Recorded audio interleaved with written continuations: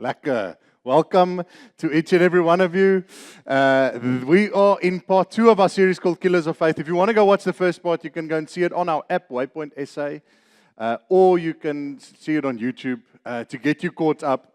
And we started the series with, if we look at the series as a series like Killers of Faith, you have to look at, okay, firstly, what is faith? So last week we spent some time just defining what is faith. And we came to a conclusion that there's a big difference between loving someone and being pleased with someone. Just look at your kids. You love them, correct? Are you always pleased with them? Definitely not. I'm in the trenches, you guys. Yeah, my daughter knows. I don't think she knows yet, but she'll know soon enough that she's going to be a topic of a lot of my messages going forward. Hopefully more good than bad. But we looked at this. Loving someone is not the same as pleasing someone. And so the health of a relationship is actually defined not by the love, because love is supposed to underpin all relationships. That's got nothing to do with health of the relationship. It's to do with, am I pleased with that person? Let's get back to your children. When your child is constantly disobedient, constantly not listening to what you're saying, is there health in that relationship?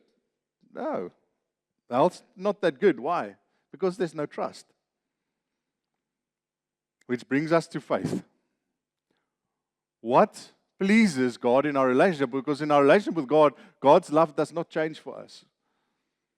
Whether we lived in darkness or we're living in light, His love is the same for us. But His being pleased with us is dependent on one thing, and it's this. Without faith, it is impossible to please God. And that faith is relational. That faith looks at the confidence that I have in my belief in Him. And what is confidence?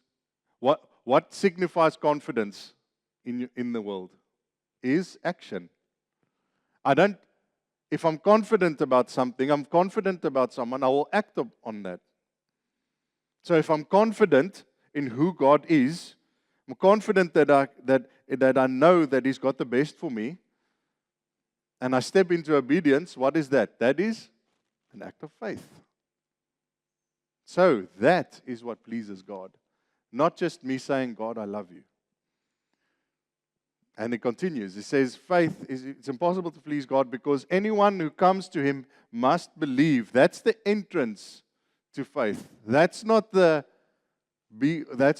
doesn't determine whether my relationship with God is healthy or not. Me believing that He exists and me merely believing Him does not mean He's pleased with me.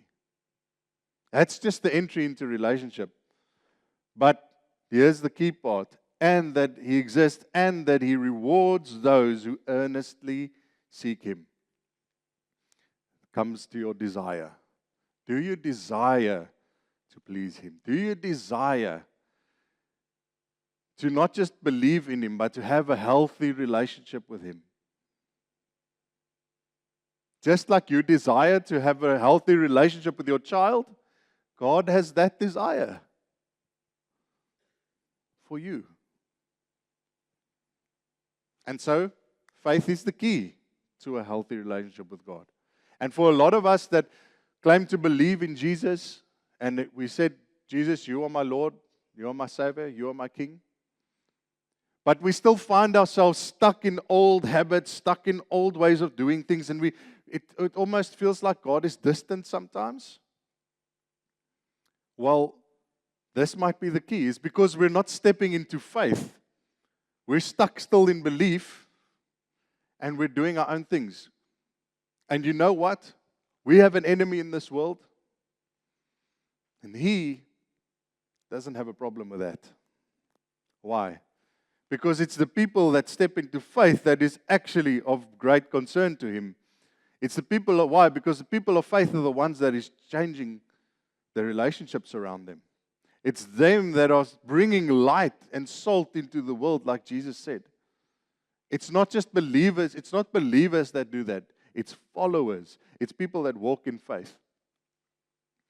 And so, in this series, we're looking at what are the things in your human nature, that sinful nature of yours, that is trying to kill that faith. Not your belief. If you give these killers enough time to work, give them enough space to work, when they can even take your belief away from you. But they start with your faith.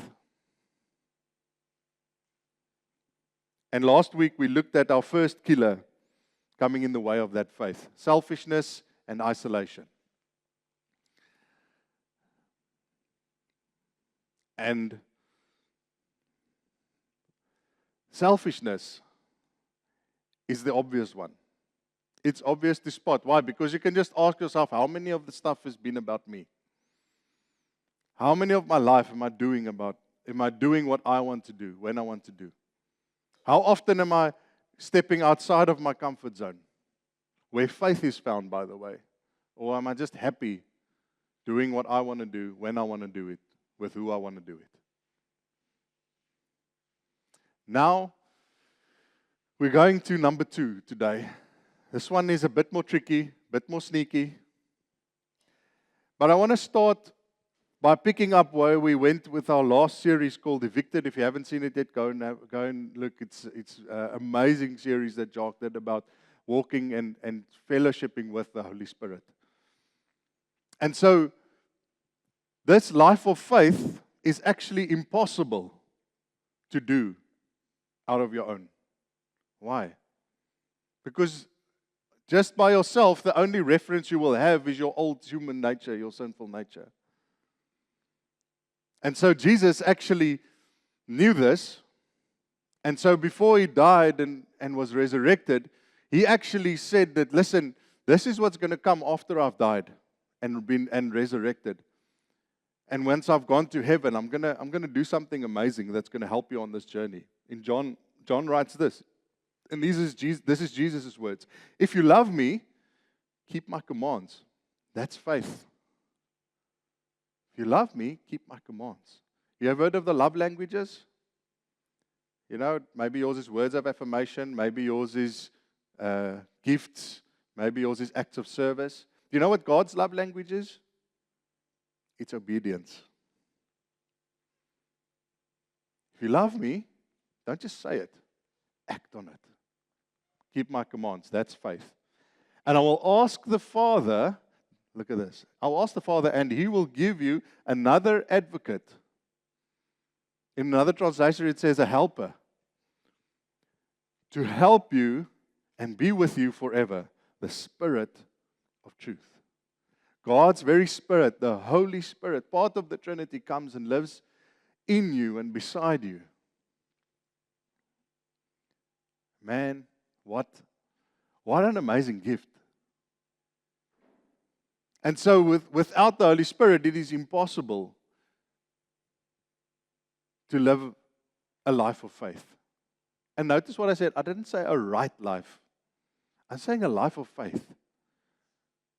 And I'll get to why that's important a bit later. And so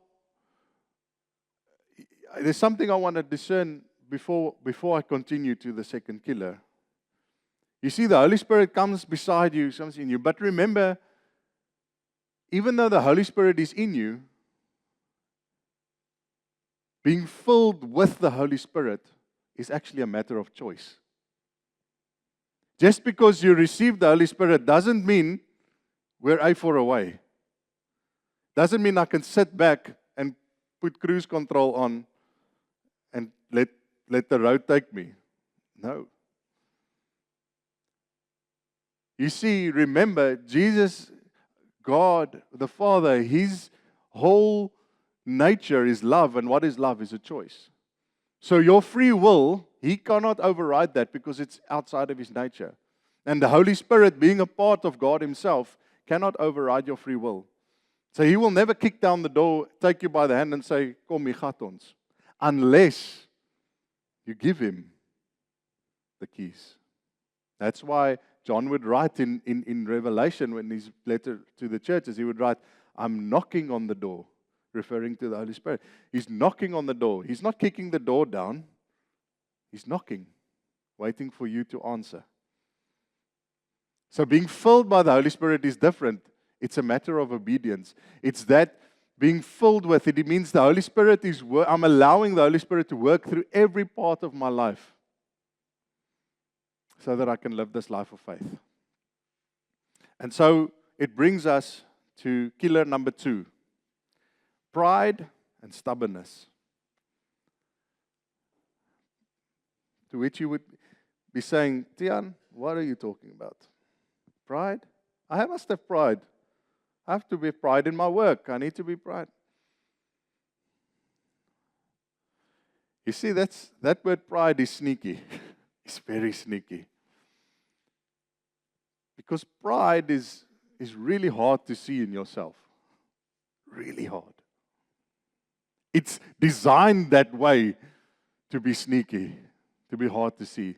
It's why it's one of the most difficult things to break in your life is pride. I didn't say impossible, just say difficult. And it's for this reason, because it's hard to see it in yourself.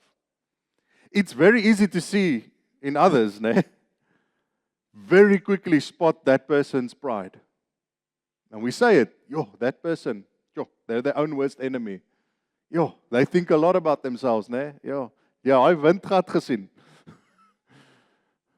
It's quick. We identify our pride radar is sharp. And by the way, we're currently in Pride Month, whatever that is. You see, the world is even celebrating this thing called pride. And however they interpret it, I can't be on board with that. And I'll show you why. And if you are thinking of following Jesus, your hand is on the door, or maybe you've been through that door for a long time, and you know who Jesus is, and you've decided to follow Him. This is why pride is so difficult. Not just is it difficult to see in ourselves, but when we do see it, we actually dress it up as a good thing. We convince ourselves by it by making excuses. And we say, but that's how God made me. Or it's, that's just part of my nature. It's part of who I am, Take me or leave me. Now here's the other reason why you should be very careful when it comes to this killer. He's sneaky. You don't see him immediately, and before you know it, steek jou in die kort trip, in the short trip. James, the brother of Jesus, writes this. God opposes the proud. God opposes the proud. Doesn't say God doesn't like the proud. Doesn't like is mild. God opposes the proud, but shows favor to the humble. You see, God doesn't disengage when pride is present. He actively opposes it. His nature goes, "Ugh." It's like when you taste something that you didn't expect to taste and not a good surprise. It's like that. Ugh. And we wonder a lot of times why God feels distant. It's not that God doesn't want to be with you. It's not that God doesn't want to walk with you. But your pride is actively causing God to oppose what you are busy with. To oppose and has to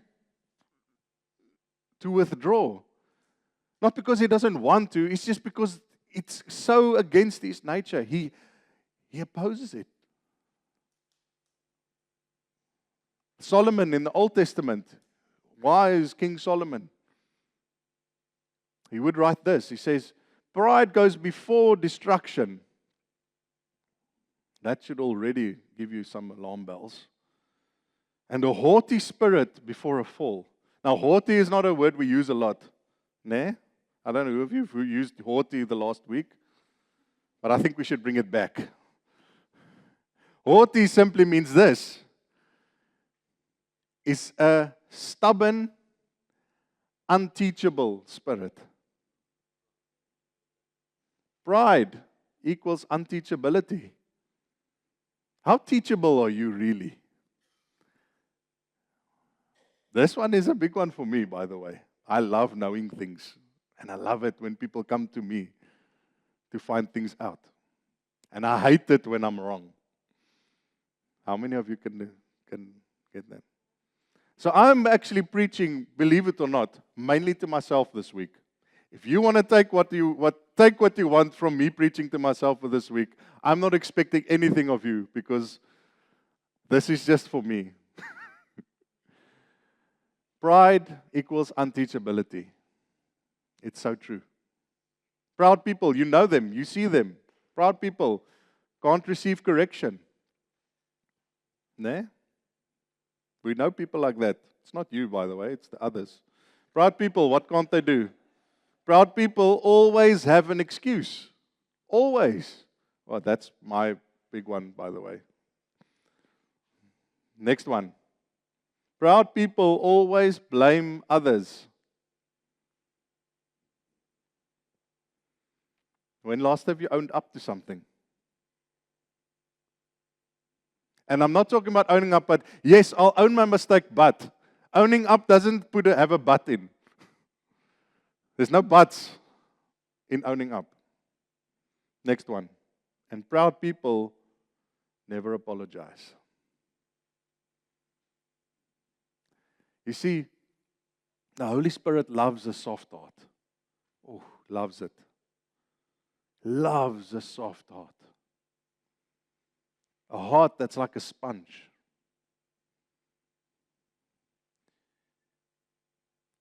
But pride comes and starts to harden that heart. Starts to make it more callous. And before you know it, there's no space for the Holy Spirit. So even though that sponge might be inside of water, doesn't mean it's absorbing that water. And especially a hard sponge. You know when you've left the sponge out for too long because the dishwasher is now there. It's no need to wash the dishes anymore. You put that sponge in water, it's not going to absorb the water. Why? Because it's hard, it's callous. Holy Spirit loves a soft heart. But now I'm gonna shift gears. I'm gonna go to fourth gear now. Because a lot of us sitting here, so if you're not a Christian, this is all new to you, and you're saying, Tiaan, yes, I love what you're saying, man. I'm saying, yes, continue that. Work it. Let it be of discomfort to you so that you can find the truth. So that you can find the truth of who you are, who God says you are, and so that you can start living that life that you were called for. But a lot of us here have already said, hey, I follow Jesus. He's my king. And this is where pride becomes really dangerous. And this is the next part of pride, that pride can become a religious spirit. Pride can become religious. And this is so dangerous. This is the part that has put people off from Christianity and church more than anything else. It's us that have allowed pride to come in. You see, that religious spirit, it's like a dress, it's like a coat that people put on to justify their lives, to justify what they want to do, under the guise of being religious, under the guise of it's God's will. And why is this so important? Because if you look at the life of Jesus, which is where we take our biggest cues in life, is we take it from Jesus' life and His teachings. And if there's one thing you can take from the life of Jesus, is that the people that He was most opposed to, that He was There's that word opposed again. That he was most opposed to was who? The religious people. In fact, if you go and read the New Testament, the only time Jesus was talking about hell was when he was talking about the religious people. What? Now, I'm not going to go into that topic. That's a topic for another day. But man, that means Jesus was serious about this. The people that he was most opposed to on earth were the religious people.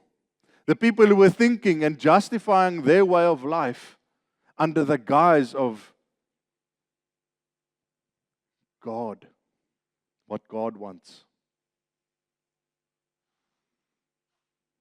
Guys, we cannot allow pride to get to that point.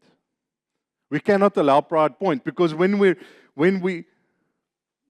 follow Jesus and pride comes in, it automatically goes to religion. It automatically goes to religious because why? Because pride is all about being right. It's all about protecting me.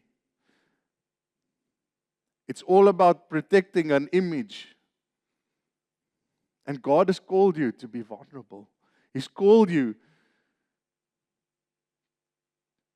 to be like clay in His hands so that He can mold you and shape you into the person you are meant to be. He can't do that when I'm proud. He can't do that when I'm wearing a coat of religion and trying to justify myself the whole time.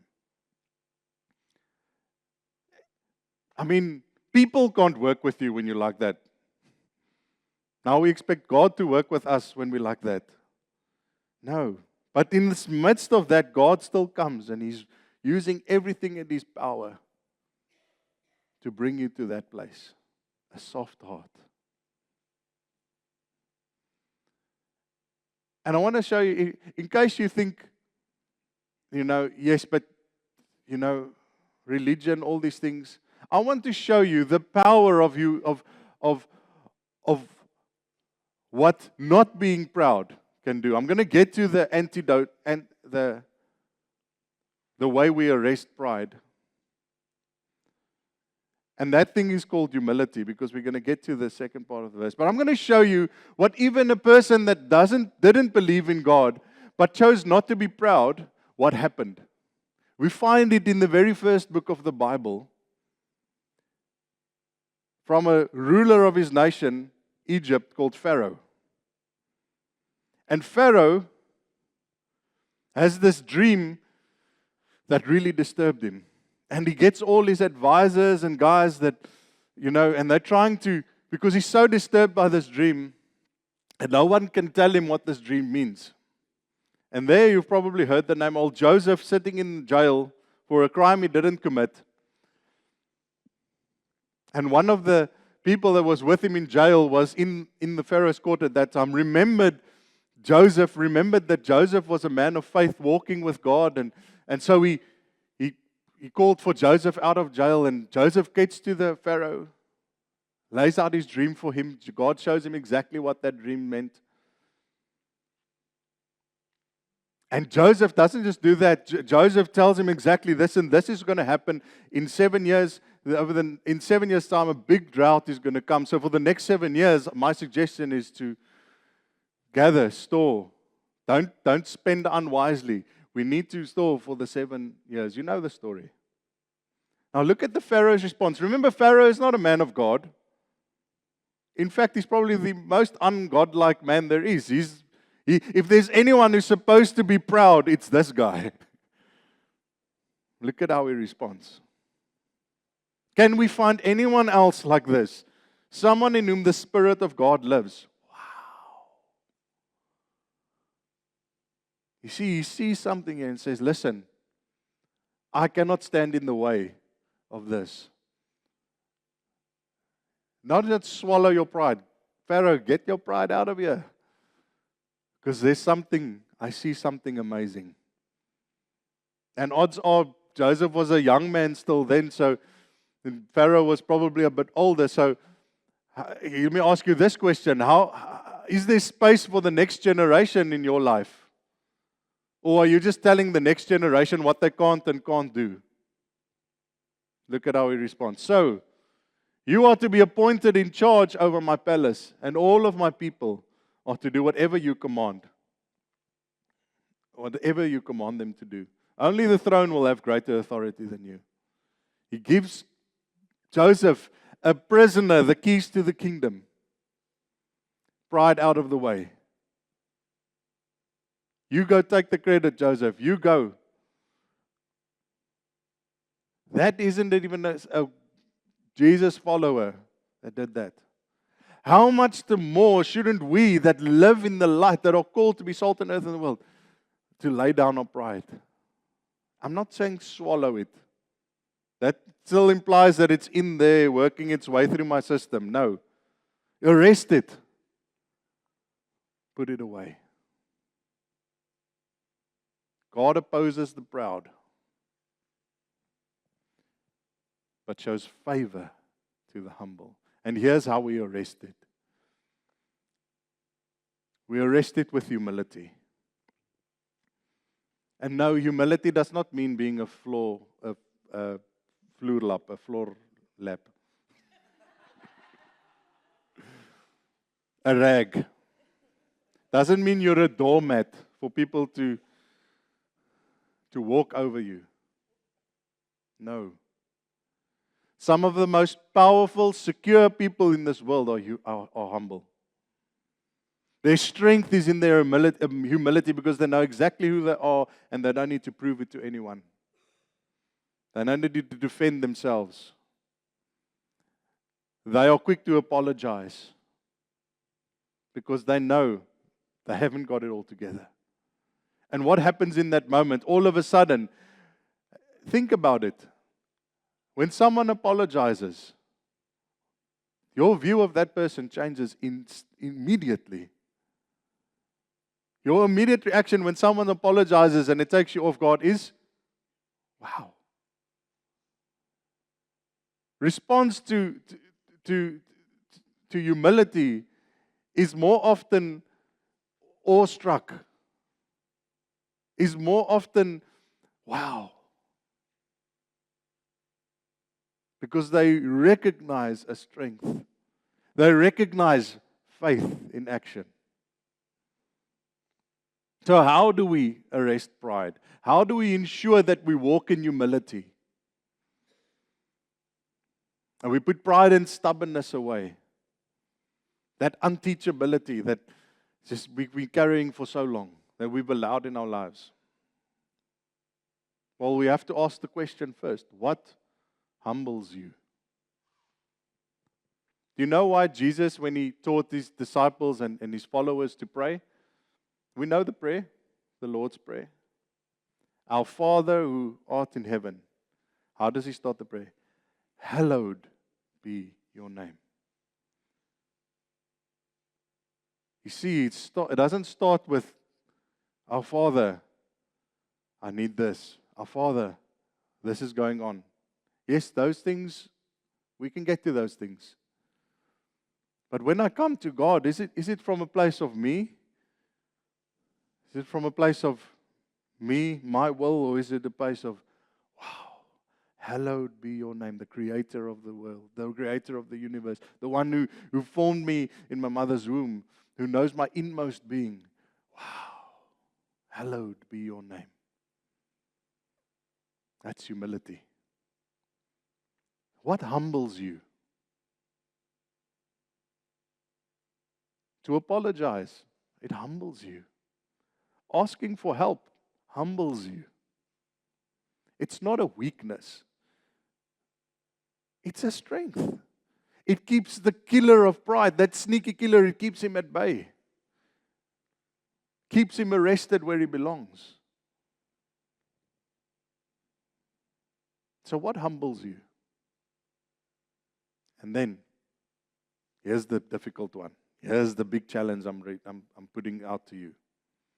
What humbles you? Do that. Go and do it. Stop talking about it.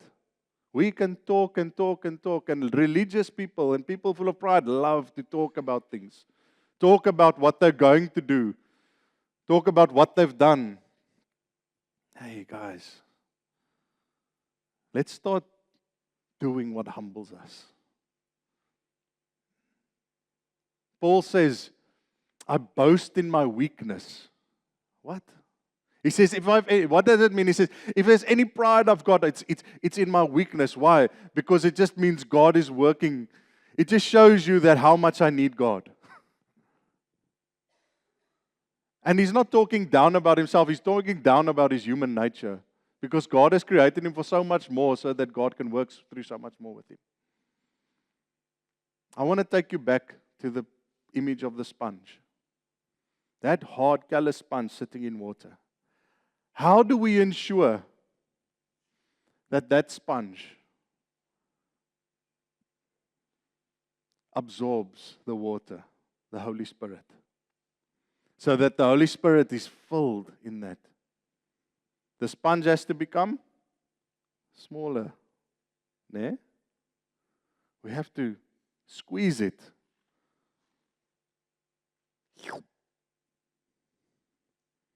There we go. A soft heart. But if we're still full of ourselves, full of our pride, the Holy Spirit is struggling. In fact, God opposes that. If you want to experience God, not just this week, today, go and apologize. Go and say, I'm sorry. Go and say, teach me. Show me.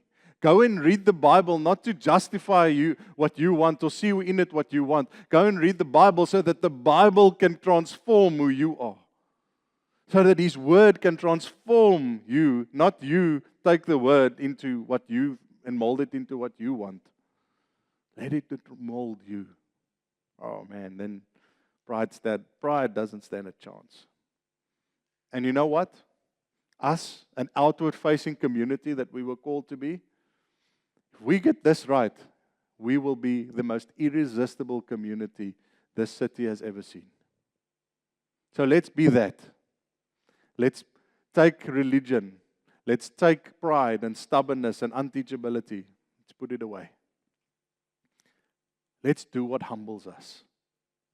So that the world and the people outside and our families and our co-workers and everyone look at us and say, wow, I want that. I want that.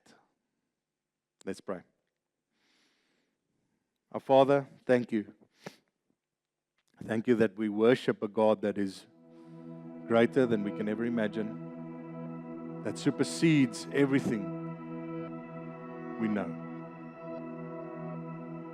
Thank you that just knowing you, we realize how little we know. And that we wouldn't have it any other way. You are not worthy for us to get to understand all of you.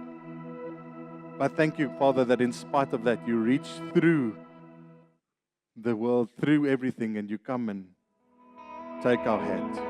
So, Father, I pray that in this moment, you would come and show us in ourselves where there is still pride, where we have allowed ourselves to become more important than we ought to be. We have allowed ourselves to become unteachable. And Father, help us, show us the next step, the next courageous step into humility. Help us to apologize to that person we need to apologize to. Help us to ask for help to the person we need to ask help for. And Father, may we be known by our humility, not by our religious pride, but by our humility. We honor you and we love you as our King, our Lord and our Savior. Amen.